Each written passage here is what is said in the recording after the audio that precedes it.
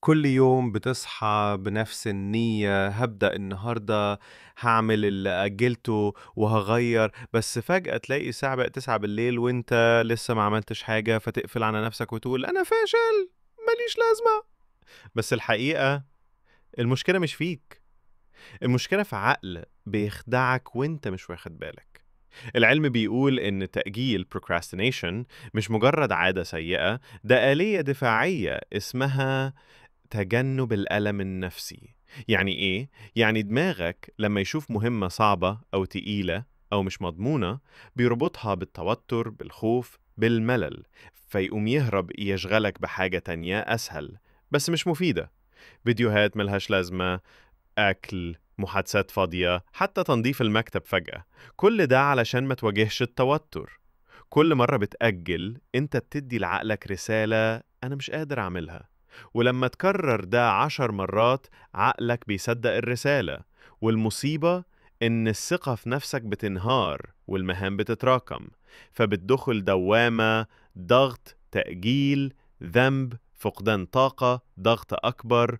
وده اسمه علمياً التأجيل المزمن chronic procrastination، وبيوصل لك للإجهاد، الاكتئاب، أو حتى إنك تبطل تحلم أصلاً. واحدة من أكبر أسباب التأجيل في الزمن ده المشتتات السريعة، إشعار بسيط، سكرول واحد، فيديو صغير، كلهم بيسرقوا منك انتباهك.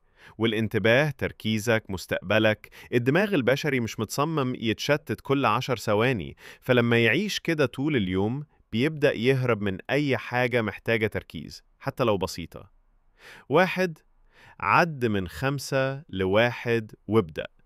تقنية اسمها 5 second rule. أول ما تيجي فكرة التنفيذ عد 5، 4، 3، 2، 1 وابدأ على طول.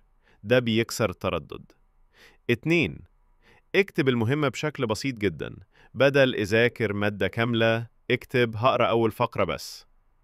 3، نظف محيطك من المشتتات، طفي إشعارات، ابعد الموبايل، اقعد في مكان مختلف. 4، اربط المهام بحاجة بتحبها، مثال لو ذاكرت 20 دقيقة اسمع بعدها أغنيتك المفضلة. 5، سامح نفسك على التأجيل بس ما تكرروش.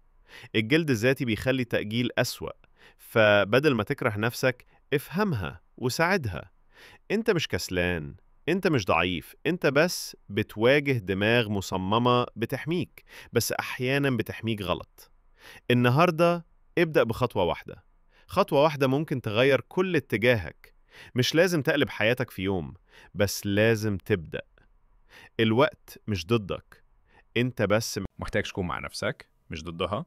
وخلاص كده نهابينج زي توكس. ولو عجبك الفيديو واستفدت منه يا ريت بقى تنزل تشترك وتعمل لايك عشان نحقق حلم ال 30 يوم ان يوصل فيهم 100 مشترك او اول 100 متابع تيك توك في ال 30 يوم برضه، حسب انت بتتفرج عليا فين.